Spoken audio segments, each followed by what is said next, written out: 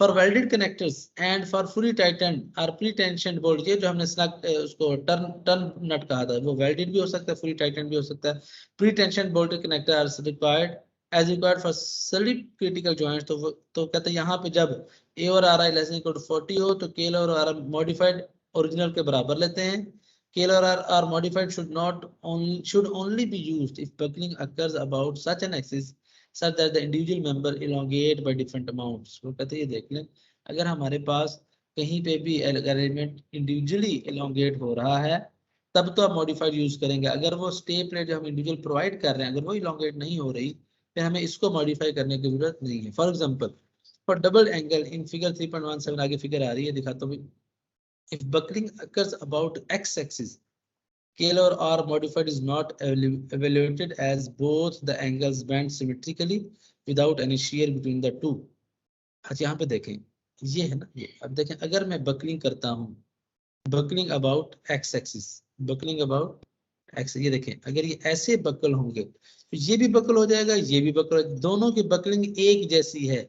जब दोनों लेग्स की बकलिंग एक, ये बकलिंग होगी ना अबाउट एक्स एक्सिस, यहाँ पे बकलिंग होगी अबाउट वाई एक्सिस। तो अब इसमें देखें कि दोनों की बकलिंग एक जैसी है तो हमें करने की जरूरत, मॉडिफाइड निकालने की जरूरत नहीं है। However if buckling occurs about y-axis, one of the angle section is elongated while the other is compressed, producing shear between the two and consequently KL और R modifiers required to be evaluated। ये देखें गौर से समझना। अब buckling हो रही इस direction में, जब इस डायरेक्शन में बकलिंग होगी, देखें ये जब बकल होगा तो इसमें एक एग, देखें ये ऐसे है जैसे अब बीम में फ्लेक्सर पड़ते हैं, एक ही मेंबर, ये दोनों जुड़े हुए हैं ना, दरमियान में स्टे प्लेट है, दरमियान में क्या है स्टे प्लेट है, जुड़े हुए हैं। जब मैं इसको बकल करता हूँ ऐसे या ऐसे दोनों डायरेक्शन में, अगर मैं ऐसे बकल करूंगा इधर टेंशन होगी इधर कंप्रेशन होगी, अगर ऐसे बकलिंग करेंगे तो इधर टेंशन होगी इधर कंप्रेशन होगी। तो एक मेंबर टेंशन में एक कंप्रेशन में, तो इट मीन दोनों में आपस में क्या होगी, रिलेटिव मूवमेंट हो जाएगी, that will be the shear. तो शियर कनेक्टर यहाँ पे जब हम मूवमेंट होगी तो हमें यहाँ पर क्या करना पड़ेगा, मॉडिफाई करना पड़ेगा। तो ये जज जरूर करना होता है कि जो हम बिल्टअप सेक्शन ले रहे हैं, आया जिस एक्सिस के अबाउट बकलिंग कंसिडर कर रहे हैं इस एक्सिस के अबाउट जो हमारे पास सिमेट्रिकल है या अनसिमेट्रिकल है। सर एक चीज पूछनी थी सर, ये जैसे बुक में सर फार्मूला यानी कि लिखा हुआ है LC ओवर R, सर ये भी ठीक है, वहां पर K को मेंशन नहीं किया हुआ A और B पॉइंट में सर। कहाँ पे बेटा? सर बुक में ना जैसे आप ये फार्मूलाज बता रहे हैं ना, ये B पॉइंट है, इसमें KL ओवर R लिखा हुआ है, बुक में लिखा हुआ है LC ओवर R सर। एलसी और यहाँ आर पे भी समथिंग नहीं, केल और आर भी होगा कहीं और जगह पहुंचेगा बुक में, सर, आप ये बुक मैं में इसी किसी के और B जगह। पॉइंट में और let me A C, point में भी सर, A पॉइंट में भी जस्ट सर जस्ट LC ओवर R है। जस्ट अ मिनट, मुझे आप पेज नंबर बताएंगे बुक का? यस सर, 275 सर, जहाँ से आप पढ़ा रहे हैं, modified slenderness ratio depending on spacing of stay plates, जी जी जी, page number 75 sir. Just a minute book open कर लूं।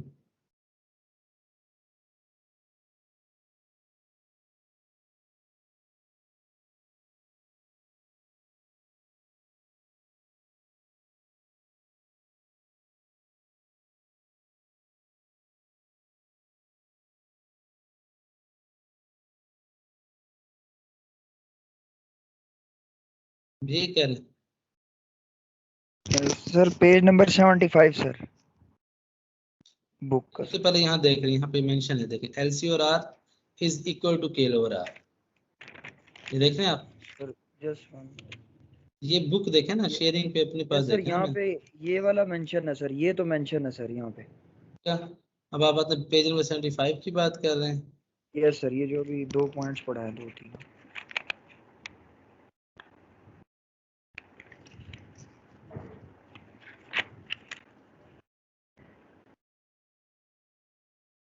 ये कह रहे हैं ना आप?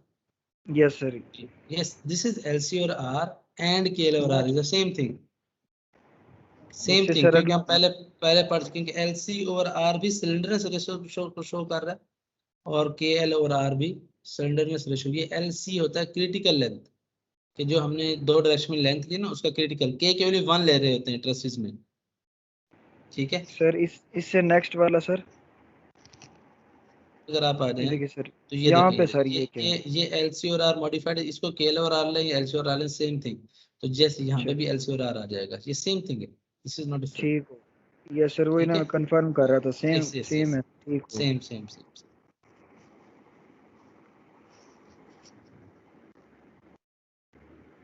यहाँ इस डायग्राम को मैं एक्सप्लेन कर रहा था, देखें अगर बकलिंग यस ऐसे सर। होती है ना, ये भी ऐसे बकल होगी, ये भी होगी, तो ये और ये दोनों एक ही बिहेवियर में, मतलब इसके आउटर साइड पे टेंशन है, इसकी भी आउटर टेंशन, इसके इनर साइड पे कंप्रेशन, इसके भी इनर कंप्रेशन है। लेकिन जब मैं इधर बकलिंग होगी अबाउट वाई एक्सिस, अब ये दो इंडिविजुअल अलग अलग एलिमेंट्स हैं, ये एक एंगल की लेग है, ये दूसरे एंगल की लेग है।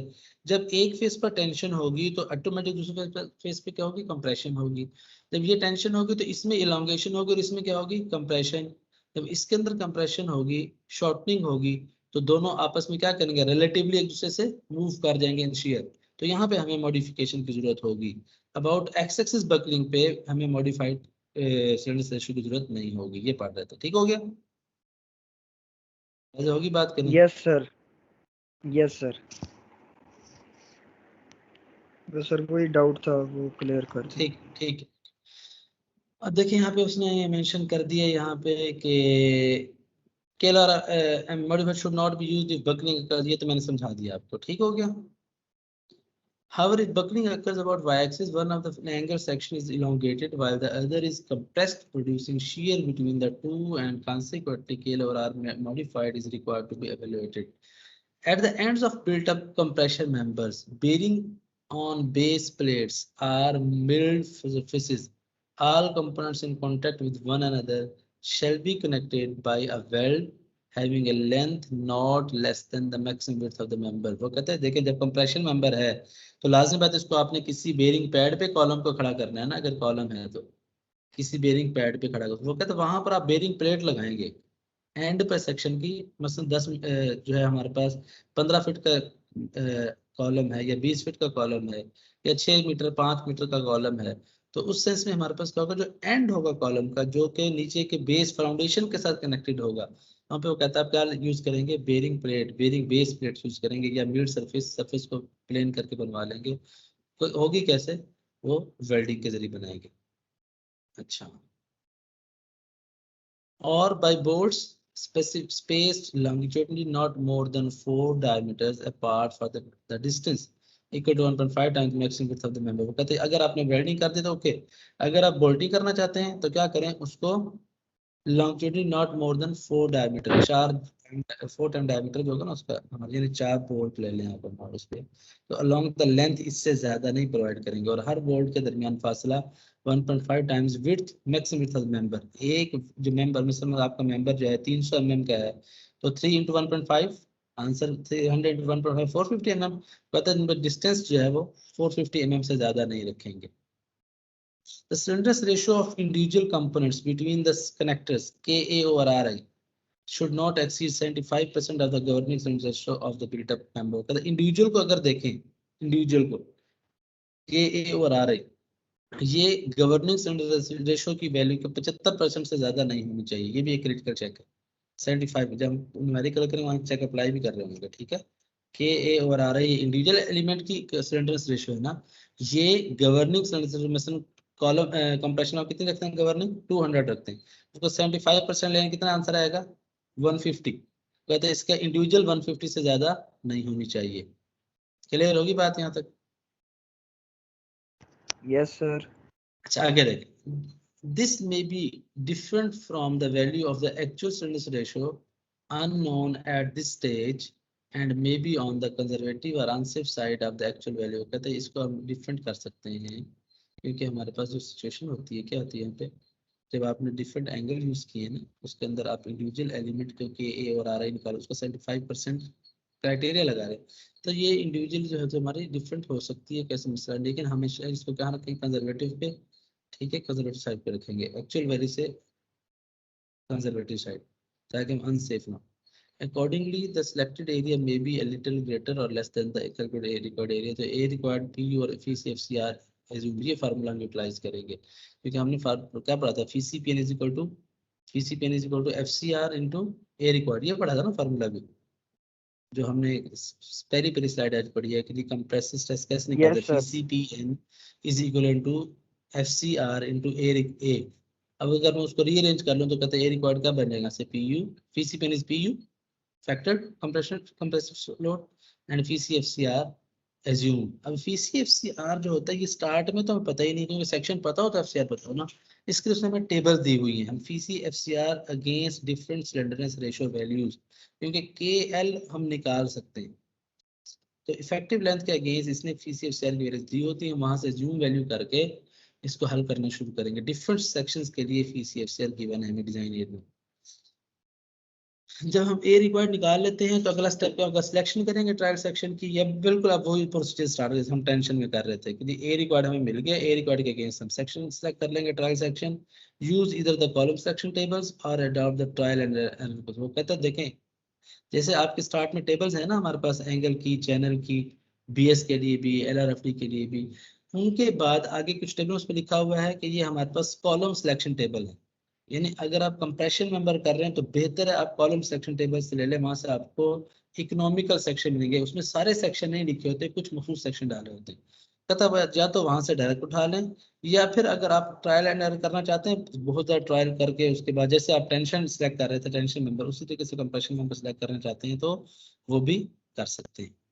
अच्छा अब देखें क्राइटेरिया उसने दे दिए कौन कौन से, following criteria to be satisfied, a selected should be greater than equal to plus minus A required. अब देखें टेंशन में हमारे पास सिर्फ प्लस था, यहाँ पे यानी ग्रेटर देन, हम कहते हैं A selected should be greater than और इक्वल टू ए रिक्वायर्ड। अब यहाँ पे कहते हैं A selected should be equal to plus minus A required, थोड़ा सा कम भी ले लें का मसला नहीं है। रीजन क्या है, टेंशन में totally cross sectional area load को रजिस्ट करता है, और कंप्रेशन में क्रॉस सेक्शनल एरिया इतना क्रिटिकल नहीं होता, बल्कि बकलिंग क्रिटिकल होती है।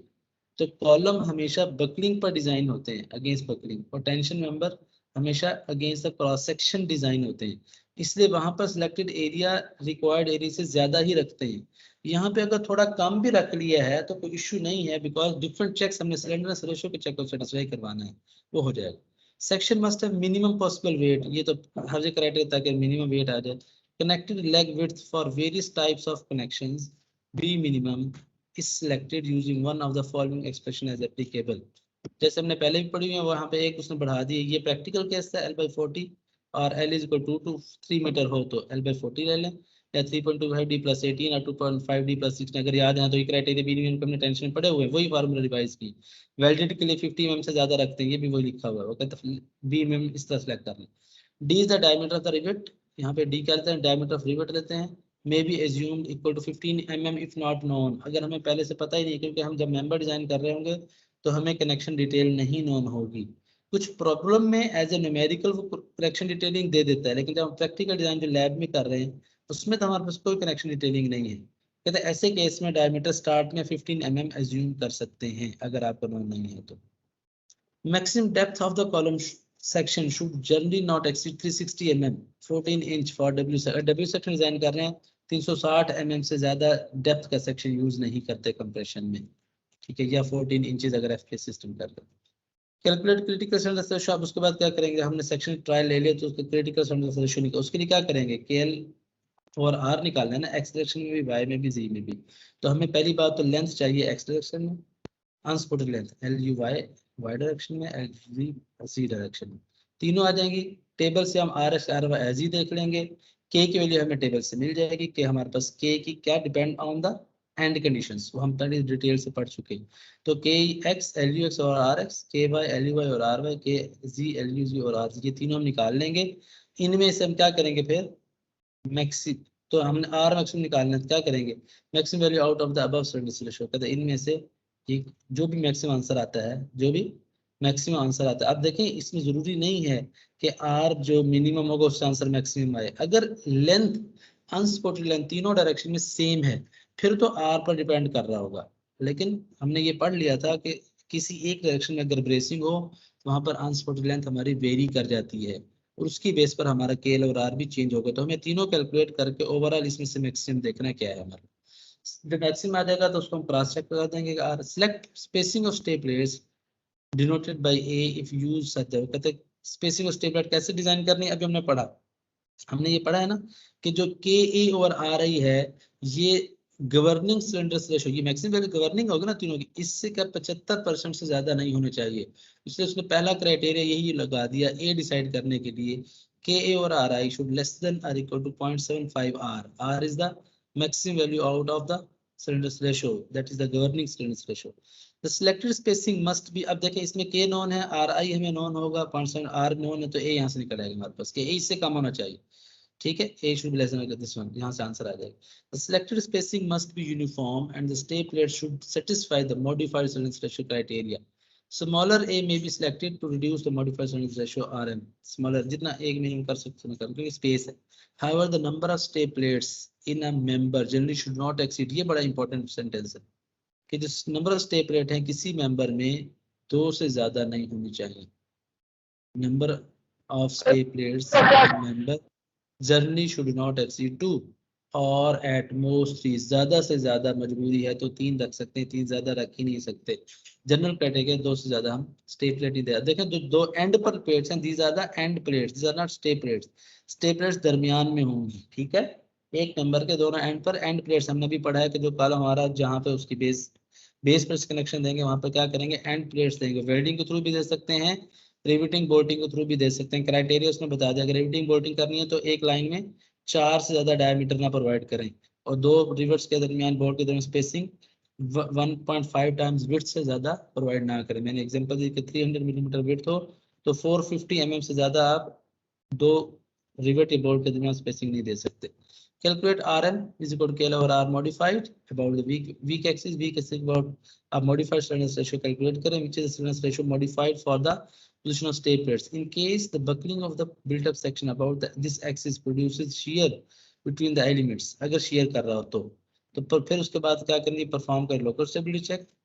कैसे करेंगे, लैम्डा कैलकुलेट करेंगे, लैम्डा को चेक करेंगे कि lambda less than lambda p है, लैम्डा पी और पी लैम्डा आर के दरमियान है या लैम्डा आर से ग्रेटर है. इन क्राइटेरिया पे देखें, इसमें लैम्डा आर की वैल्यू डिफरेंट के लिए दी हुई है 12.8, ये आप टेबल से भी उठा सकते हैं डायरेक्ट.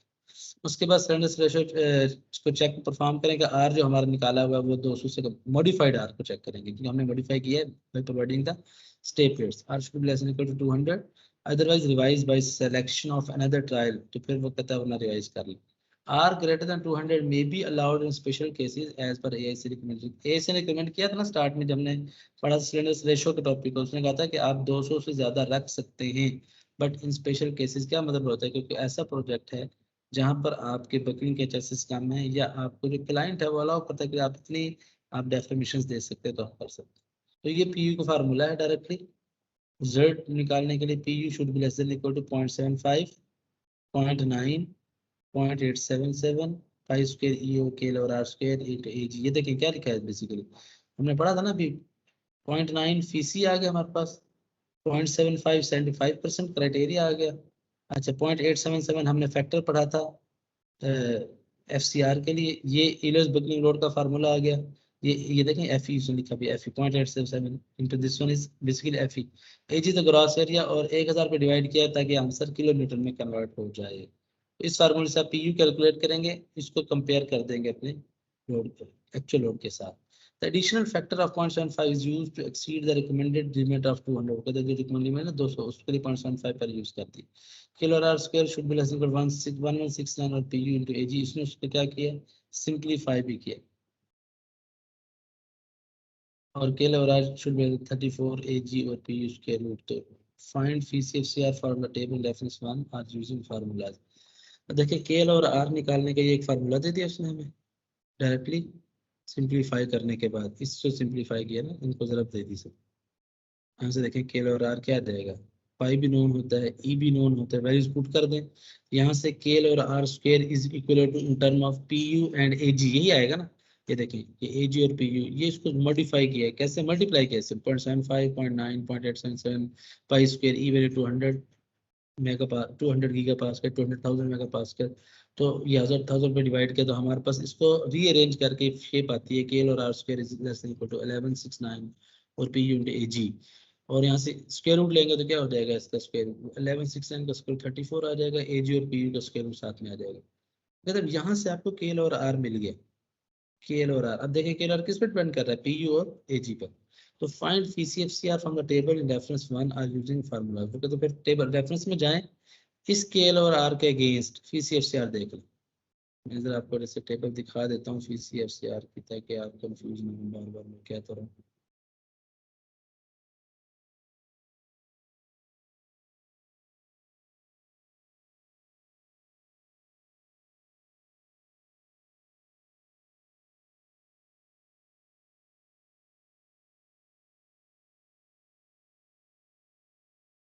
देखें जरा पीसीएफ सर की टेबल कहाँ पे है?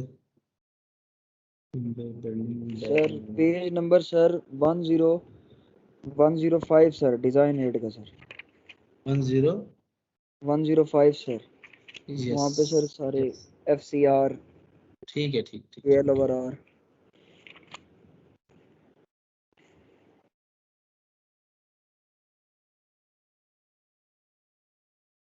ये देखिए। अच्छा, इसमें जरा आप एक गलती नहीं करनी है। अमूमन स्टूडेंट इसमें मिस्टेक ये कर जाते हैं, जब टेबल खोलते हैं ना ये सामने, तो उनको ये टेबल तो देखने में कैसे नजर आते हैं, वो कहते हैं भाई यही टेबल हो गया, हम इससे डाटा निकाल लेते हैं।